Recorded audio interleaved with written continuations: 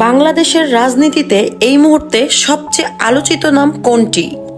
কোনো বড় রাজনৈতিক কর্মসূচি বা কোনো নতুন আইন?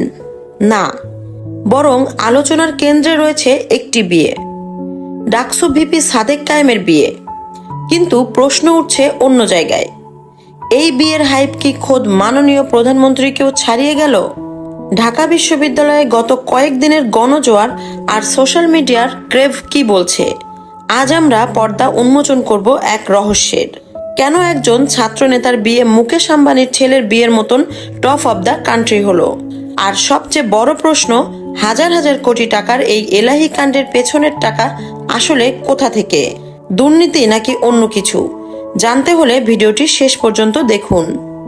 বাংলাদেশের ইতিহাসে সম্ভবত এই প্রথম কোনো রানিং ডাকসু ভিপি ঢাকা বিশ্ববিদ্যালয়ের কেন্দ্রীয় মসজিদে বসে বিয়ে করলেন।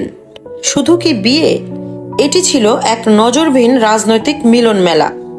জামায়াতে ইসলামীর আমির থেকে শুরু করে বিএনপির শীর্ষ নেতারা, প্রফেসর ইউনূসের প্রতিনিধি থেকে শুরু করে কূটনীতিকরা, কে ছিলেন না সেখানে? আগে আমরা দেখেছি নায়ক নায়িকাদের বিয়ে নিয়ে মাতামাতি, কিন্তু সাদিক কায়েম প্রমাণ করলেন একজন বেকার ছাত্রনেতাও যদি জনগণের পালস বোঝেন তবে তার জনপ্রিয়তা আকাশচুম্বী হতে পারে।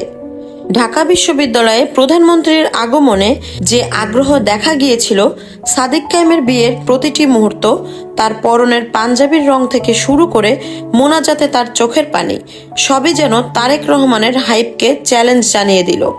এটি কি স্রেফ একটি বিয়ে নাকি আগামীর কোনো বড় রাজনৈতিক বার্তা? কিন্তু মুদ্রার উল্টো পিঠও আছে। বিয়ের রেশ কাটতে না কাটতেই শুরু হয়েছে তুমুল বিতর্ক।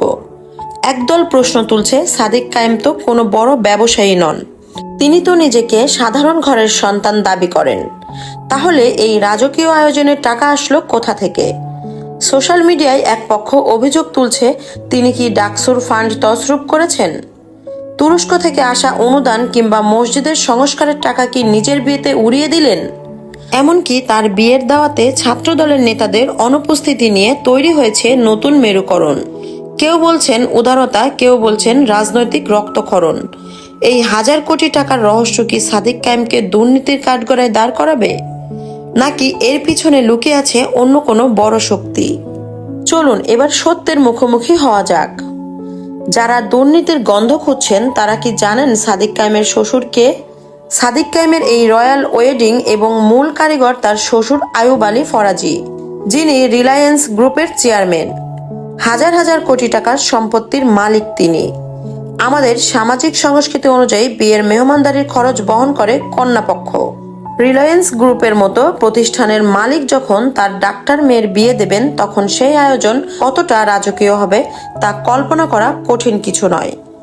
সাদিক কায়েম নিজের পকেট থেকে 1 লক্ষ টাকাও খরচ করেননি বলে দাবি করা হচ্ছে। তার সবচেয়ে বড় খরচ ছিল শুধু বরের সেই ফুলের সাজ আর যাতায়াত, বাকি সব তো ছিল শ্বশুরবাড়ির আপ্যায়ন। তাহলে কি মিথ্যে প্রোপাগান্ডা ছড়িয়ে একজন উদীয়মান নেতাকে থামানোর চেষ্টা করা হচ্ছে?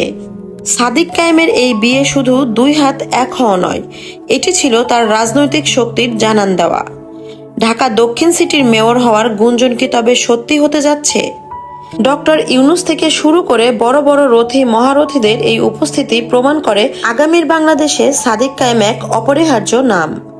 সাদিক কায়েম কি পারবেন এই জনপ্রিয়তা ধরে রাখতে, নাকি এই হাইপ বুদবুদের মতোই মিলিয়ে যাবে? আপনার কি মনে হয়, সাদিক কায়েমের এই বিয়ে কি সত্যি রাজনৈতিক বার্তা বহন করে? দর্শক, আপনার মস্তিষ্কে থাকা ভাবনা কমেন্টে জানান। নিয়মিত আপডেট পেতে এই ভিডিওটিতে লাইক দিয়ে রাখুন। আল্লাহ হাফেজ।